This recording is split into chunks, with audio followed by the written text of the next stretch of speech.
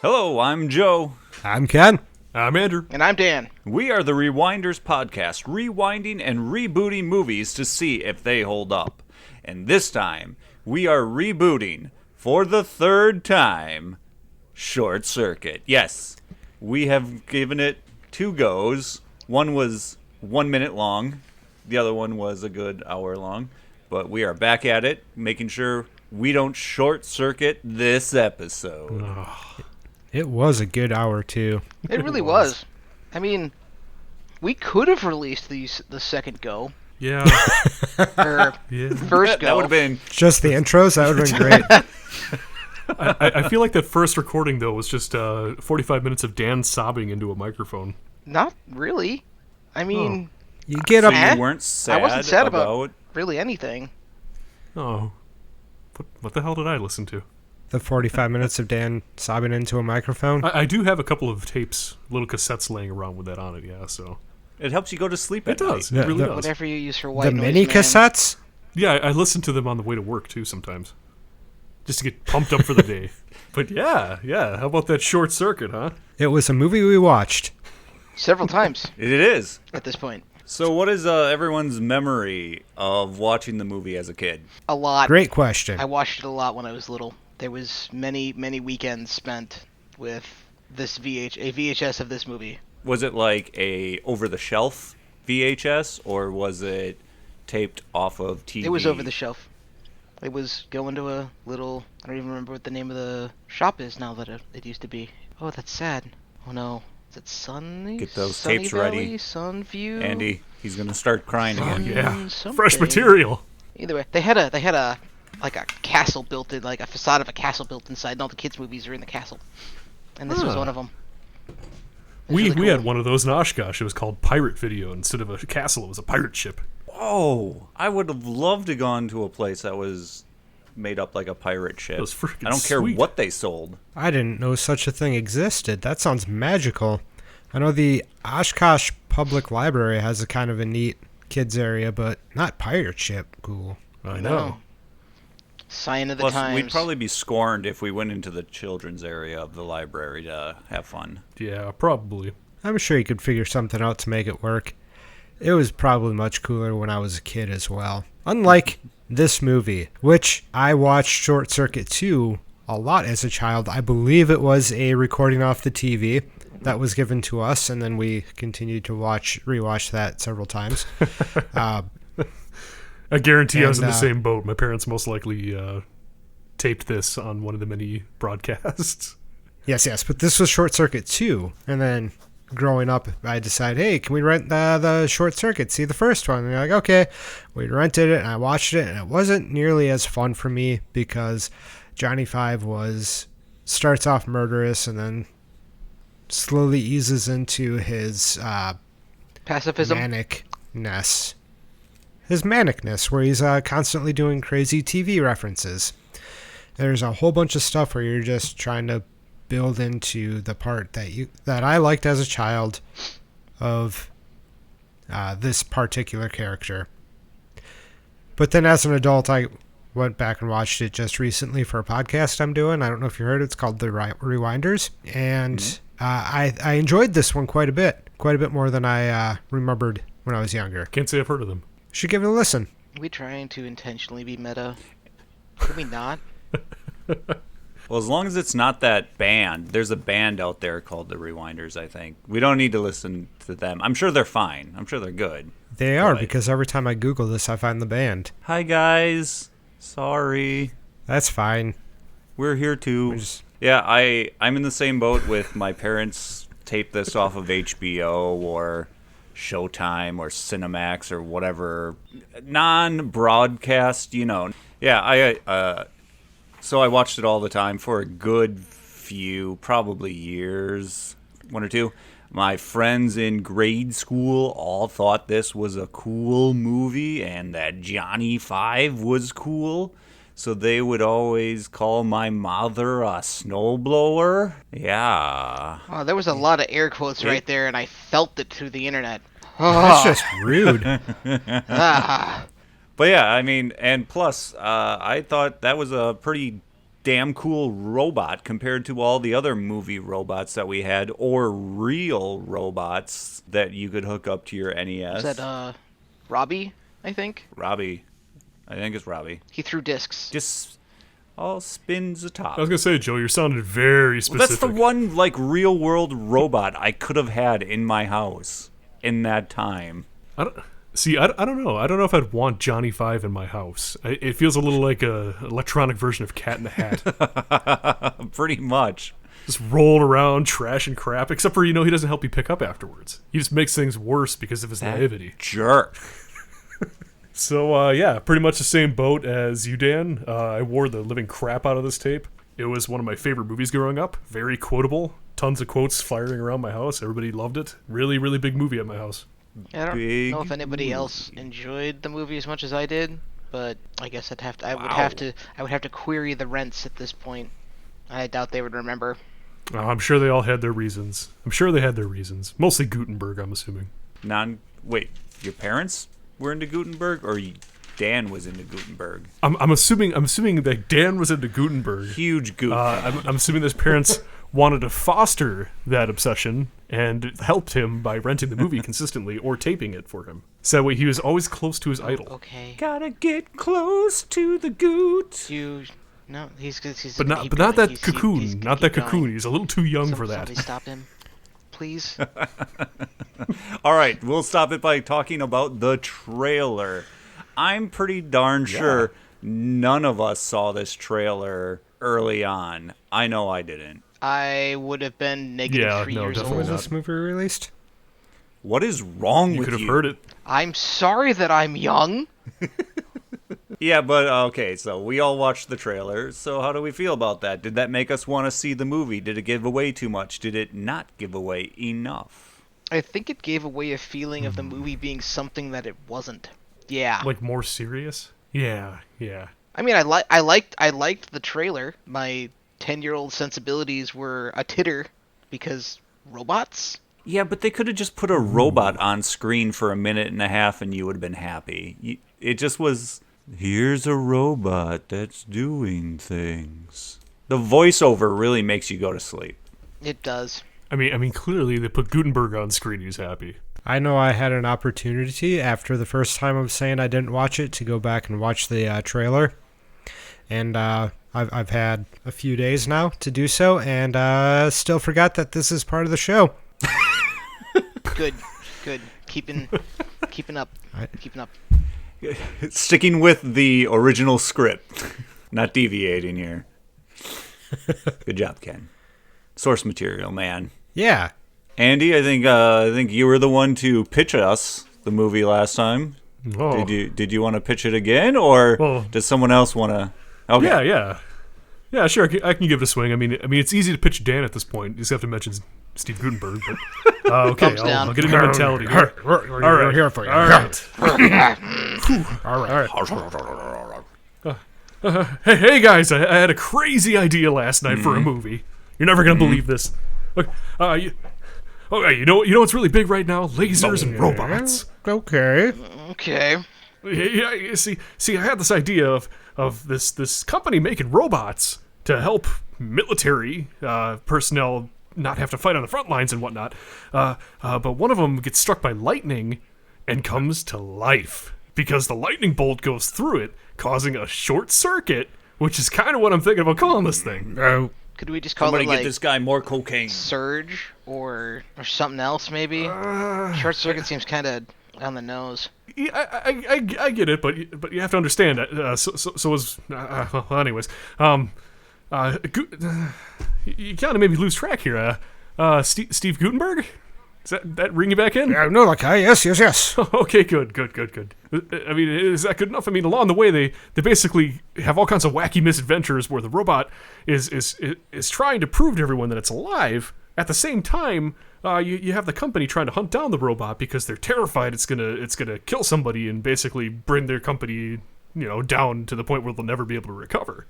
So you have one side thinking there's no way a robot can be alive, and the other side is pretty much, trying to defend this thing, saying, hey, he is alive. He's experiencing thoughts and emotions and researching everything I can. Okay, who's the bad guy? I was kind of thinking the guy from Police Academy. Steve Guttenberg? No, not Steve Guttenberg, but he might as well get a couple of them in here. Well, you're looking for a bad guy, so how about that real hard-ass guy? Yes, him. Absolutely, him. Yeah, I like him. He gets all upset and He yells. yells. Yeah. I like it. Yeah. Oh, sorry. G.W. Bailey. Let's get him in here. Who? It seems like a good that guy. role for him. We've kind of cast him in a couple other movies in the same position. Shh. Don't listen. That's how you know it's going to be good. You can't be throwing money at unknown people. Yeah. Yeah. That's a pretty good pitch of what happened in that there movie. Yeah. It works. It works. I mean, it happened, and then we watched it, so... Whoa, you time traveled. So I don't know, Dad, if a lightning surge came through your house and went through the wires in your walls and out into your Roomba, and your Roomba came alive and started moving around and sucking up input. Oh, I'd kill that thing so fast. So fast. I don't understand. But, yeah, Short Circuit. It was fun coming back to this movie after... Decades? Decades for sure. I don't even know how old I was the last time I saw this. It held up for me. I was very interested in it the whole time, and it was fun because I kept on thinking over and over again, like, oh, I know what's coming next. Oh yeah, this happens. Oh yeah, that's right, that happens too. And it's amazing how much of this movie I still recollect. Yes, I agree. And so many things. It's incredible. And there's so many things that still hold up and things I love. Of course, there's some things that don't work out so well, but there's a lot of things for me that really still do. I think the thing that sold me on this, watching it as an adult and not as a child, was the sheer amount of practical effects. Yes. That Yes. they didn't cheap out and just computer generate a bunch of shit. Now let's imagine if they Yes, did. The practical effects were great. Chappie? In I mean, that being said, I liked the Chappie. 80s? Well, you're also picking where computer effects were actually much better Good. than 1986 when computer Comparatively. effects. Now it might just be my headphones and the fact that the rewinders aren't recording together for once, but I'm putting together hard leather, chaps, and Steve Guttenberg, and it's not looking good for you, Dan.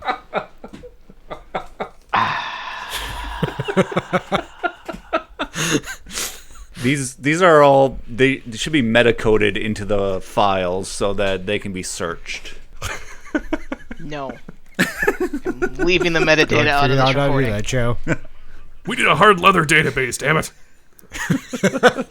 But I jumping back on, I loved the practical effects. They all held up great. All the robot effects were fantastic. A couple of small matte paintings that kind of sucked. Started to kind of show their wear and tear. But other than that, effects were very good. And I think that's what they spent most of the money on in this movie were the robots for good reason. I mean, they made good robot puppets and characters that actually could emote and make you feel for them. Yeah, it's amazing what you can do with a set of mechanical eyebrows. And a couple of wiggle, wiggle. apertures. When you're looking at it, Yes. the movie was only $9 million to make. But I thought I read somewhere on the internet that they spent $1.4 million of that just bringing Johnny Five to life. Wow. That still seems cheap. Wait. Yeah. That's still a really low price. I mean, this movie is so well made for such a low budget. Yeah, no, it honestly is. But hold the phone here. You're telling me that they actually brought Johnny Five to life for this movie. It only cost $1.5 million to do that, and now he's probably just sitting in some warehouse somewhere collecting dust? I think he's in a museum, actually. Just sitting there Oh, okay. sadly Okay. saying, "Alive, Johnny Five, alive, really?" But it sounds like a robot saying it, not me making some weird accent. They realized the mistake of giving Robot existential dread after he got all the input. And he's unable to aim the laser back upon him.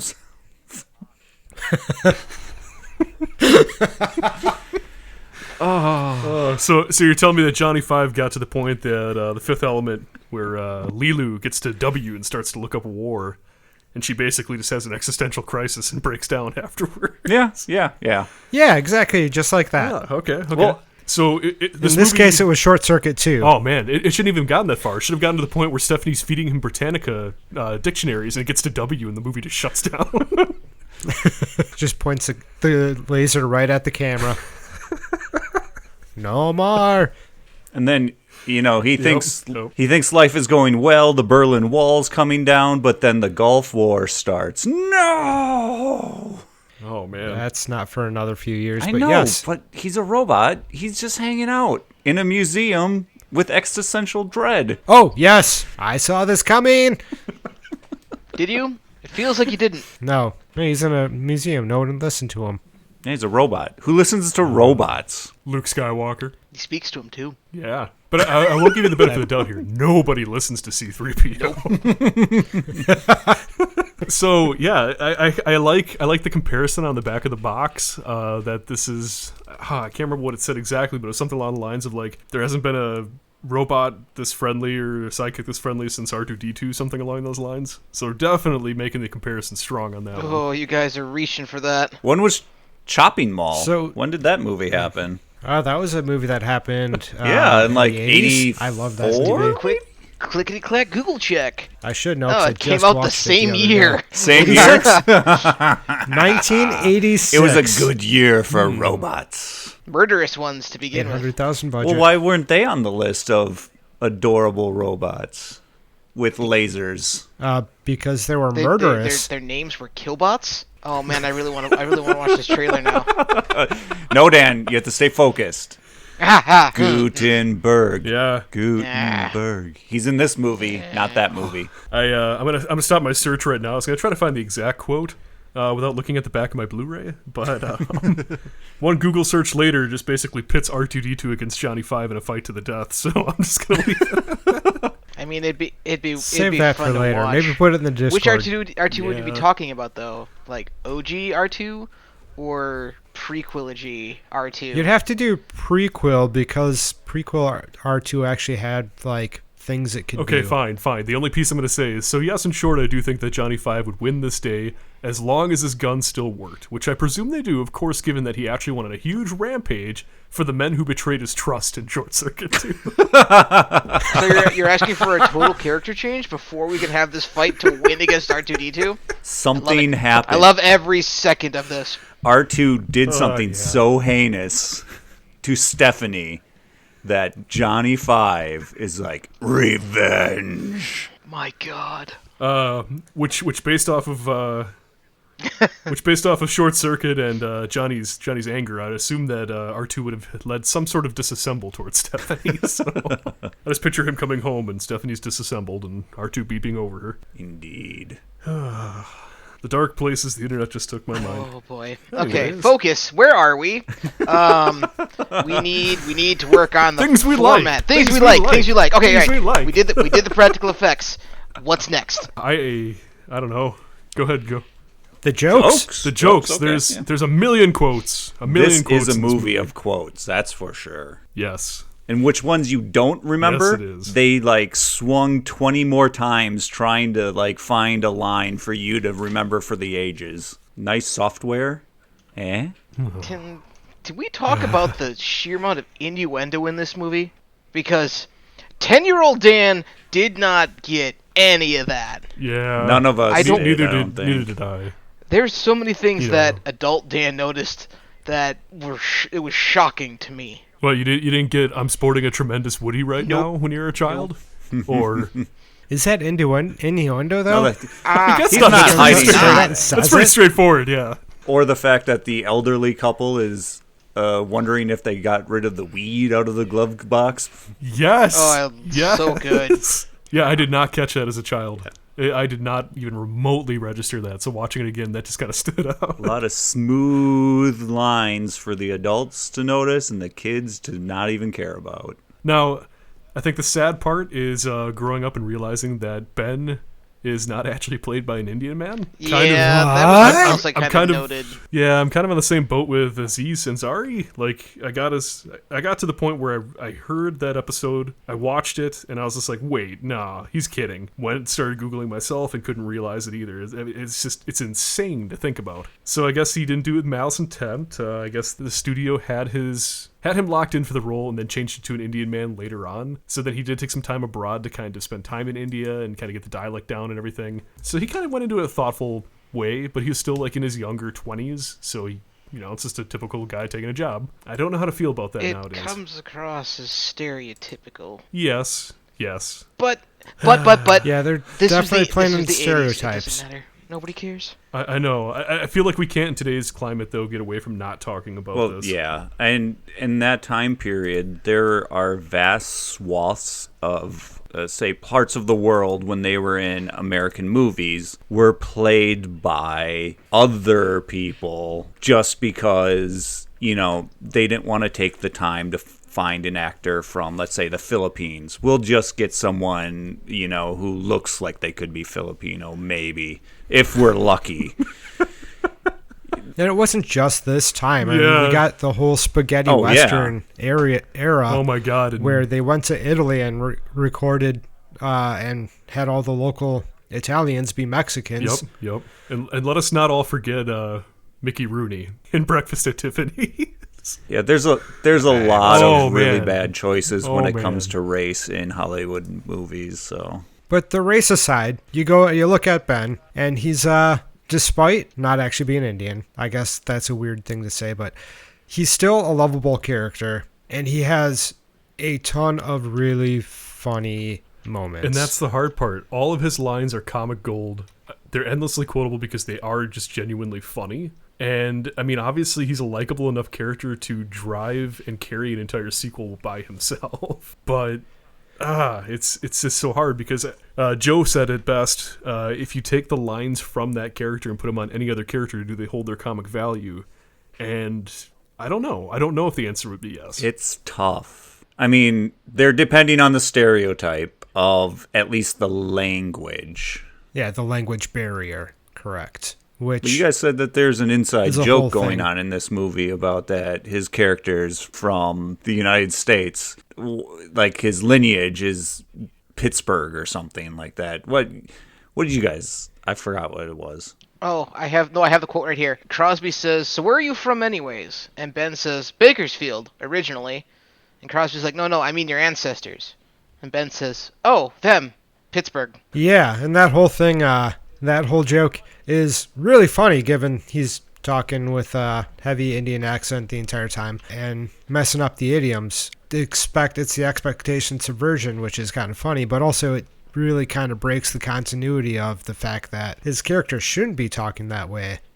He should be at least somewhat Americanized. He should know the idioms and all that fun stuff because he's been here his whole life. Then again, we don't really know his whole life story, whether he was like homeschooled or in a strictly Indian neighborhood. So it is possible, but you'd expect it to be a little bit more Americanized and a little bit more on top of the idioms rather than saying your story won't hold much water or I can't even remember what it was. Oh, I've got some here. Okay. So I'm having no job to speak about. I have to smack the sidewalk. Huh. Where was that one? I'm looking for it. It was hit the hay, but it's not hit the hay. It's punch the sack, punch the bag. Something like that. Yeah. There are probably too many to count. Yeah, it's just over and over again. Almost every other quote is like that. Yeah. Or all the Pete of sake instead of Pete's sake. There's so many good ones like that. They're funny, but yeah. Could we also talk about Sergeant Schroeder and the fact that I am a gigantic child with his name? Yeah. You and Ben. and Katie. Ben Every time somebody purpose. said his name, we there was a muffled giggle every time. Ben Good. actually called him It's Scrotum good. at one It's point. funny. Yep, Sergeant Scrotum. I mean, having your main characters tear down the antagonist is a good thing because it softens your antagonist. Because that character for a kid, that's some serious stuff. Shoot first, ask questions later. Oh, you mean the guy just trying to get home to a steak his wife is preparing for him, and everything goes to hell in one day? Yep. Man, I kind of feel bad for him as an adult. I swear that was 2 days. There was an overnight there. That's true. There was at least a few days, but it all kicked off with that one shitty day. As it always does. But as a child, I'll be lying if I said I didn't cheer every time he said that at the end where he fired him, where maybe you could do your job somewhere else. I was just like, ha, you suck. You're an angry You old can man. go home and have as much steak as That's you what want. you get for being so good. Yeah, I'd say effects. I'd say jokes landed really well. There's a lot to love in this movie. The characters are fantastic. I like every single character from Stephanie all the way down to Howard. I mean, everybody's got their little quirks. It's kind of fun. Do you like Stephanie's ex-boyfriend? I even like Stephanie's ex-boyfriend because he's a Redneck? slime ball. He's a murderous redneck slime ball, but yeah, he's still goofy. He's got that goofy air about him. So I don't know. This movie for me really still holds up as a good kids movie, but with a lot of adult tones to it now that I'm older. And I don't know. I enjoyed going back to it after all these years. And I think the movie does really well at being cute enough to counter anything that a younger audience member might find scary. Yes, like death. Like basically talking about disassemble and kind of, identifying children are afraid and don't understand the concept of death and kind of getting that out there as well too, described by a happy robot.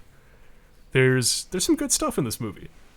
I really think it hits some nails on the head, and I think it does some things very well. Obviously some things not so well, but yeah, I think it really holds up as a good family movie, but still has a little bit of an edge, so it's not grown-worthy. But it is totally grown-worthy. Oh, I know, but it's not grown-worthy to the extent of other things I've seen. Yeah, my wife walked through while I was watching this and was wondering why I was watching a kids movie, to which I'm like, it's not a kids movie, it's an adult movie. And then when I finish it, I'm like, that's a kids movie. Hey, what's the last kids movie you saw where robots mixed adult men in the army drinks? I don't know. Or blew up entire vehicles full of people that you didn't know were dummies in the beginning? I saw a butt of a dummy. I know a dummy butt from a real butt any day. Fine.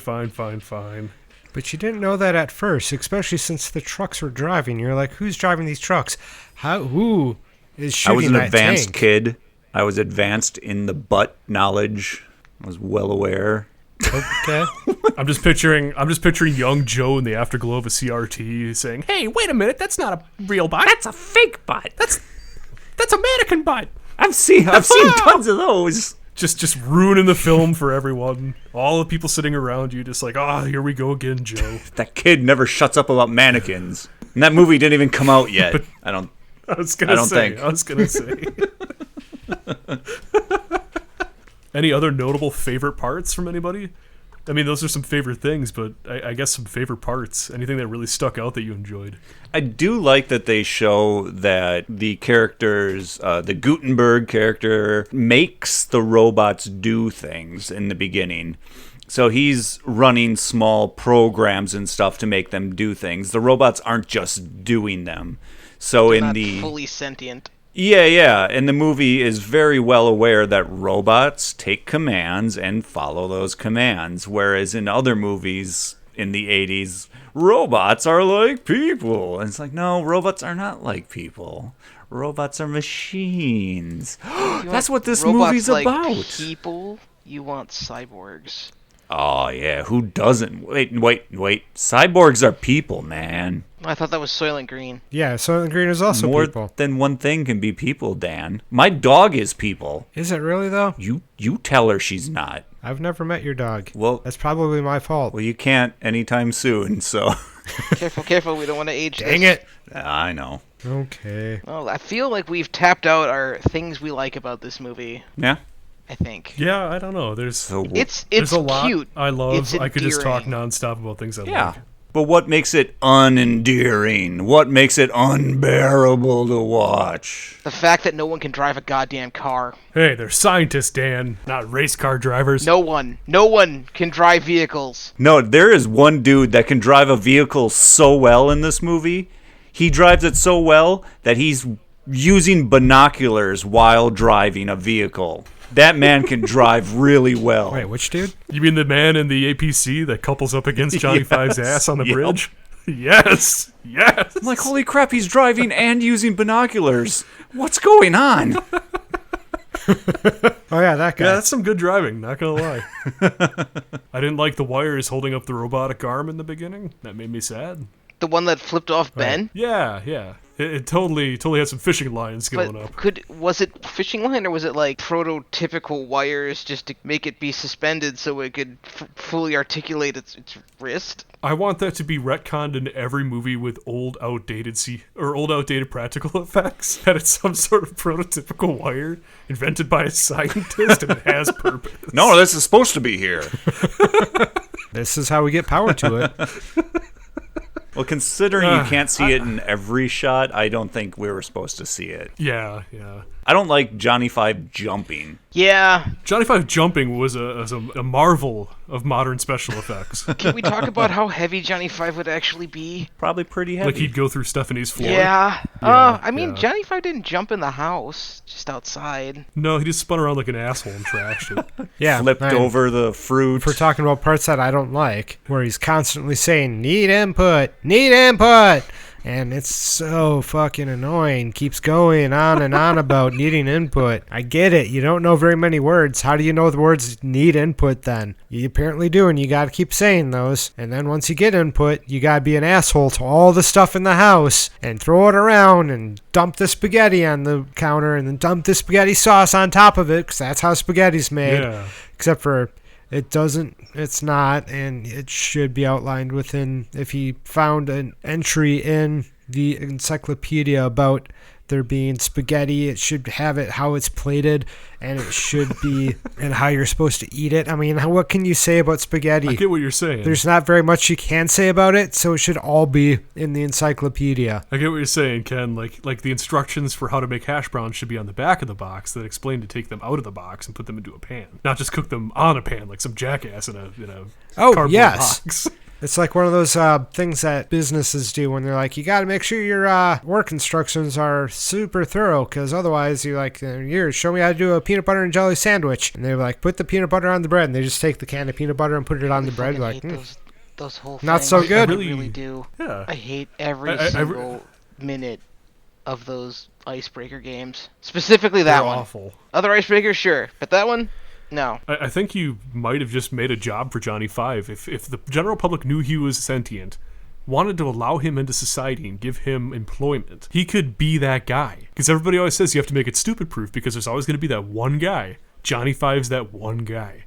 You sit him in a room with instructions, he fucks it up, you got to go back and redo them. Yeah, he's a little too literal. Yes, exactly. Well, that's the kind of work you want to get. Yeah. The Three Stooges bit, I thought it was funny as a child, and as an adult, I was just like, I was groaning through it. I was too, until I was watching a video of post-production notes and funny things about the movie. Apparently there were 18 people controlling each robot in that scene.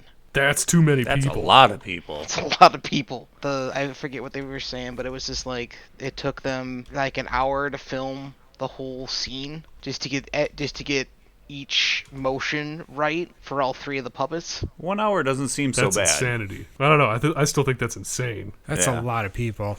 But they were doing a lot of motions, and the Three Stooges were definitely a animated group, so you wouldn't want to shortchange them. Yeah. You'd want to do the homage correctly. Yeah, that's true. One of the things that had me on the I'm not so sure about was the design of these prototype robots. Okay, these prototypes were apparently outfitted with parachutes, but they also had huge red buttons that could shut them off as well. So it's like, you wouldn't have a big red shut off button if this is the final model, but why do you have a parachute on a Prototype. I wonder if they were more Yeah. than prototype, though. They had so many of them. Dan, I was thinking that too, but they also they had 5. They had other awesome robots like the trash bot and the coffee bot, but these guys were Which they put a lot less attention to detail into.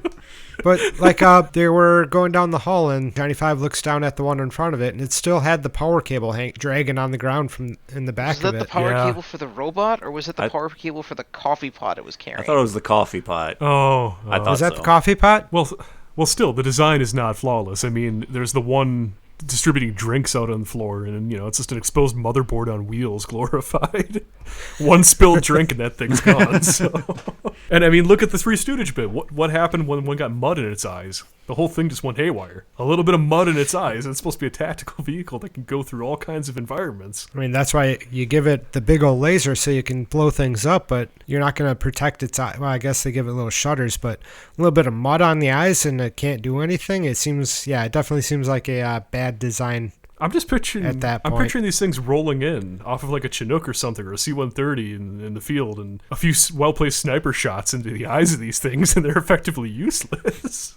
I don't see these being effective in any way, shape, or form, unless they just go in constantly tripping their laser over and over and over again. But they look cool. They do look cool. They look really cool. That's what we're selling them on. They look cool. They do look cool. And they can go from tiny little bent over old guys to super tall robot men. Scary ones. And they can replace body parts with a simple click. Yes, modular. That sold me. I was like, yeah, let's have the robots just repair themselves. That's not and then they can terrifying at all. Nope. They just pop off one arm, pop on the new one. I'm not jealous at all. Simple enough to the point where he can, in the back of a truck, build an entire replica of himself without anybody else knowing. Oh, I'm pretty sure Schroeder knew. He was pissed. He kept saying, I've seen this a million times, blah, blah, blah. And he was done with this. Schroeder. It's hard to not laugh. I guess another thing I didn't like is it was completely unnecessary to have two of these characters around. I really wish they would have combined the characters of Stephanie and her ex-boyfriend in the same character. I think that would have made things tremendously interesting. So Johnny Five rips apart her red car? Yeah, essentially. And like she's boxing up Beasley to go sell him off to a medical institution. And Johnny Five says no because they'll disassemble him or something along those lines. Huh. Yeah. I guess it'd be interesting, but... It would be interesting. It would definitely endear you way less to Stephanie, because what she's got going for her is... That she's a Spitfire, and she is a hippie. Really loves animals. And she really loves snacks. Snacks? Yes, snacks. Yeah, her snack shack. Kittens. Oh yeah, she does love cats. She also likes to use Brawny a lot. I wonder if Brawny was the sponsor or one of the sponsors. Their product was faced quite often in frames. I feel like it's the Minute Maid orange juice of Short Circuit. Only Minute Maid was that other movie. Beetlejuice. That's it. I didn't catch that the amount of Brawny till I watched it. I feel like you're off your game now, Dan. I might be. You have successly called out Cheetos. You have called out juice. You missed the Brawny. Beat you to the Brawny. Oh, I can't win them all, guys. That's all right. I guess. So I don't know. It doesn't really sound like we have a lot of hatred towards this movie in any way, shape, or form. Well, the opening music, the electronic stuff I really liked it because it's this industrial before industrial was a thing. Yes. But then once they get past that opening song, it's just boring electronic music, and it's like and it just I hate it after that. I'm just shut that off. I get it. They're robots. Technology. I agree. You really had three different types of music in the soundtrack. It was three genres. It was keyboard-esque electronic typewriter sounding robotic music. You had 80s pop, and then you had Schroeder's military personnel soundtrack. And those were the three. Those are the only three things playing at any time. And anytime Schroeder's on the screen, you better believe that they're going to change the music abruptly to military music. Oh, sure. Drums and, the doongs. You know they're marching in. Oh, yeah. I will say, though, Joe, I was extremely, extremely thrust back into nostalgic playland when I heard that. When I fired up the movie and it got into that opening song, I knew every beat to that song. And, as it started off, I'm like, oh, my God, I forgot about this. And, as it's going, I'm just sitting there, it's like, dun, dun, dun, dun, dun, dun, dun, dun. And I was like, yes, this is so good. And as it built up, it kept building up. I knew every beat, and it was fantastic. Oh, my God, it was a great opening song. I loved it. And for me, the opening sequence is great, but not necessarily for the song. It's for all the wonderful industrial imagery they have on the screen with the lathes and the soldering and the automatic cutting of the resistors and all the beautiful things I like to watch on the old internets. It was just really setting me up right to be like, yeah, this is going to be a cool robot movie. This is going to be building things and doing some sweet things.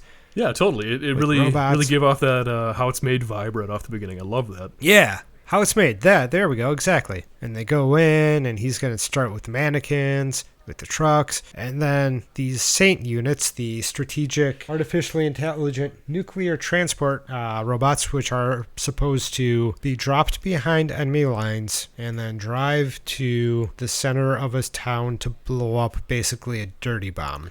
Yeah, which I'm kind of confused by the message about this whole thing. So at the end of the movie, Scroder blows up what he believes to be Johnny Five. And he's exciting, he's rejoicing, and Howard mentions that years of research and development just went down the drain. And the direct fallout from this is in Short Circuit 2, you learn that Nova went under because they lost that one prototype, and that was it. And they still have 4 more. Exactly. What happened to the other 4? What happened to all of the stuff still back at Nova Laboratories? Like, what happened to everything other than just one robot? You know what's really happening here? Guttenberg moving to Montana. Yeah. He was their main asset, and he was doing all the robot because he obviously lived at the lab because he didn't drive. Yeah, which also confused me, because at that point, too, why is Howard pulling a gun on his main asset, and why is he threatening to arrest him, too, and all this other shit? Right? If he's the guy, he's the brain behind Nova, why is he treating him like such crap?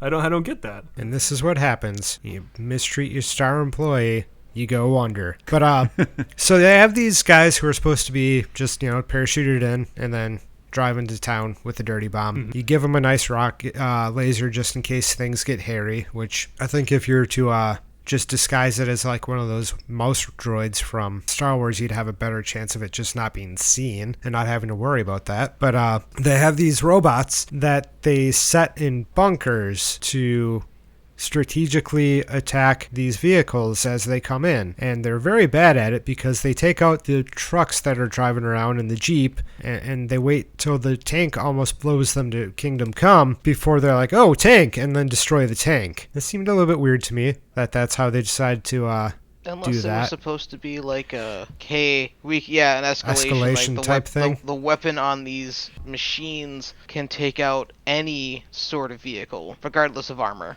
Yeah, that's the only thing I could think of after I was watching. I was like, possibly like that. But it seemed a little bit weird. It also seemed weird that they were using them as combat sneaky droids when all they're supposed to do is drive into town and blow it up. Well, because they were marital aids to start with, and then they became bomb-delivering robots. How are they marital aids? Look at those hands they have. Those are some good clamp, hands. Clamp, clamp, clamp. They give you the clamps. I bet they'd give... Oh, God. Gotta say, I bet they'd give a pretty good massage, but the clamps. There's something for everyone, I guess. So I pretty much gather that everyone enjoyed the movie this time round. Yes. Oh, yeah. Oh, yeah. Thoroughly, yep. So it holds up. Yeah. Surprisingly, yeah, it really does hold up. The themes behind it, the slowly becoming alive, and then all of a sudden you're like, oh, is it okay to kill this thing after it's got sentience? And the puppeteering of Johnny Five still looks amazing, and it really does hold up quite well. Johnny Five does look a little bit dated in his design. You shut up. But he's definitely outdated. Okay. No! You were meant to be on my side, but he's still a fun robot. He's outdated and definitely not practical. Honestly, in a military sense. No! Honestly, treads are more practical than bipedal. Well, that's why you need the 4-footed Boston Dynamics robot that you kick on ice and it stumbles and slips, but then it gets right back up again. Heck yeah, the donkey? Yeah. Whatever it's called. But that doesn't have a laser. It reminds me of a donkey. It could. They put a little hook on that thing. All you gotta do is change that hook hand out for a laser hand, and you got yourself a laser. So that thing's a pirate? Yeah. It's a 4-footed head is pirate like an extendo robot club. This is crazy. I've watched it a little bit. So, reboot. What do you guys think? In my about mind, a reboot? if anyone would reboot this, everyone knows the design of Johnny Five. Everyone knows that robot, pretty much. I'm sure there's some young folks out there who aren't aware of it, but we can't account for them as they do whatever they do. But in order to keep up with the Joneses of Boston Dynamics, you're going to have a hard time pulling in the youth of today with the Johnny Five of yesteryear. No. You reintroduced Johnny Five, so this is how I'm thinking. The movie starts off, these kids all around the country are being spanked in Fortnite by this unknown player.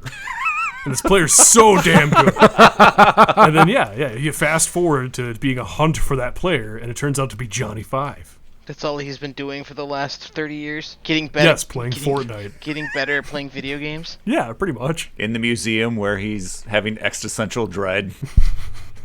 Telling everyone about war. No, I'm picturing more like Newton and Stephanie sitting like in the kitchen discussing Johnny Five on their couch, debating back and forth about who has to tell him to leave. Now it's been 20, 30 years. He's got to get out.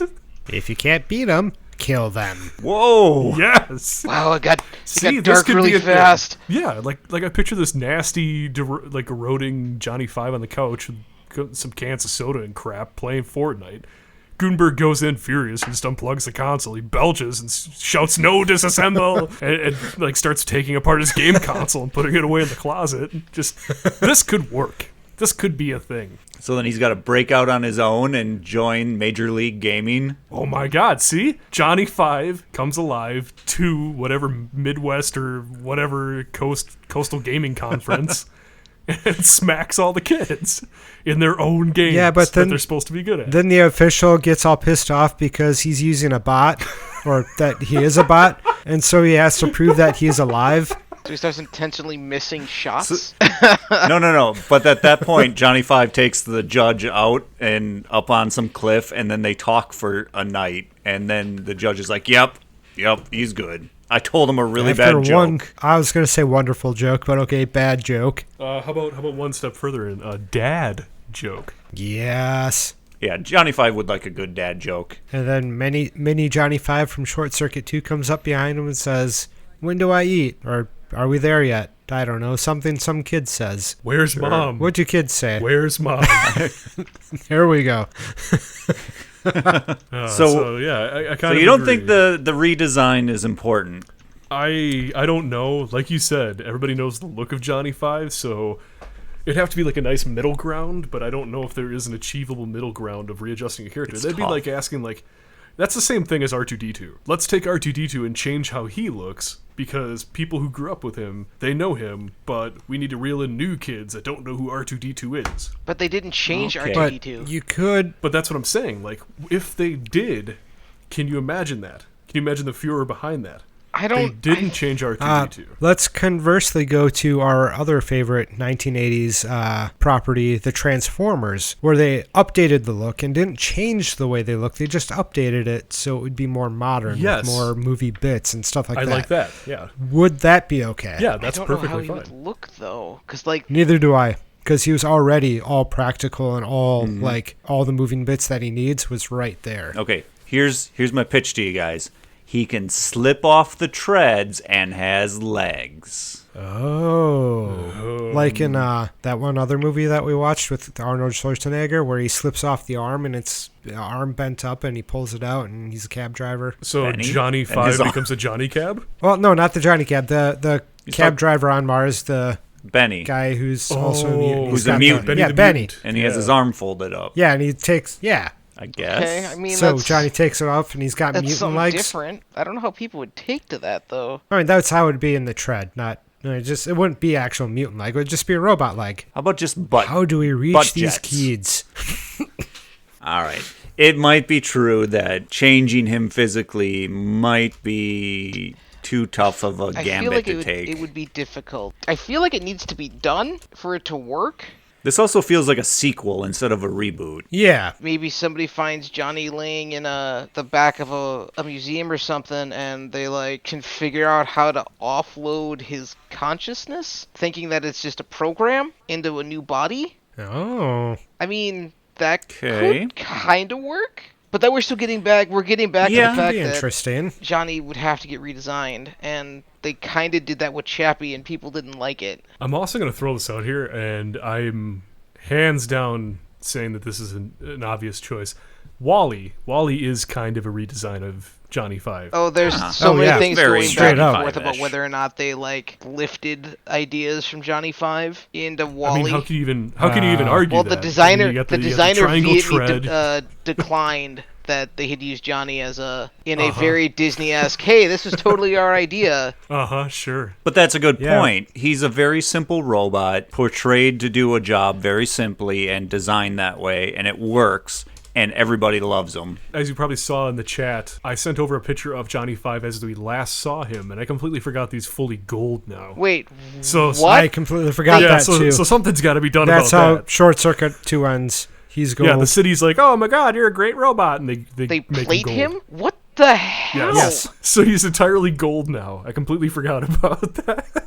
So this type of story, a robot gaining consciousness and trying to prove that they are legit alive, is something that would work today. Possibly. It's still being done. They're still trying it with Chappie and other things that they don't necessarily all take hold. So you'd still have to figure out the proper angle that people want to see. Correct, yeah.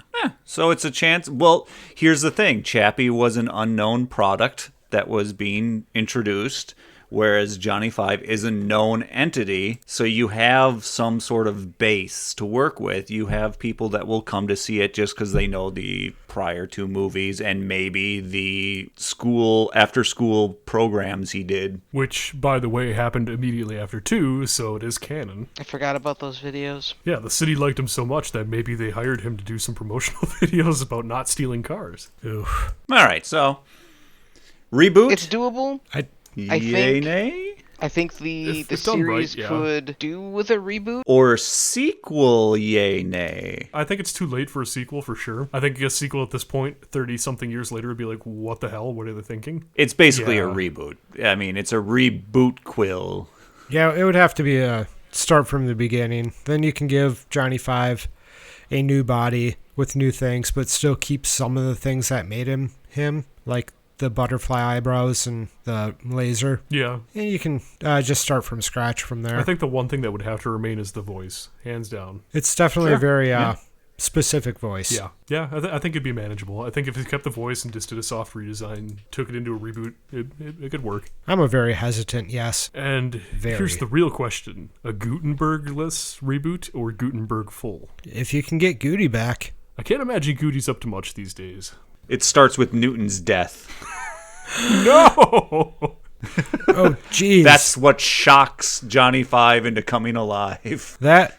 Oh, my God. Oh, no.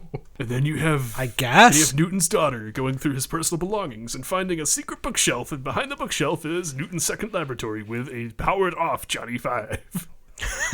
With all his other marital aids that he was developing over the years. Because he finally had a necessity after his marriage went into decline with Stephanie. So in this case, we're looking at a Iron Man 3, a suit for Pepper Potts. Only this time it's a Johnny Five to really help with Stephanie. Pretty much, yeah. So you can have a redesign of however you want it. Mm-hmm. Absolutely. I think they really missed their chance to do a crossover between this and Cocoon.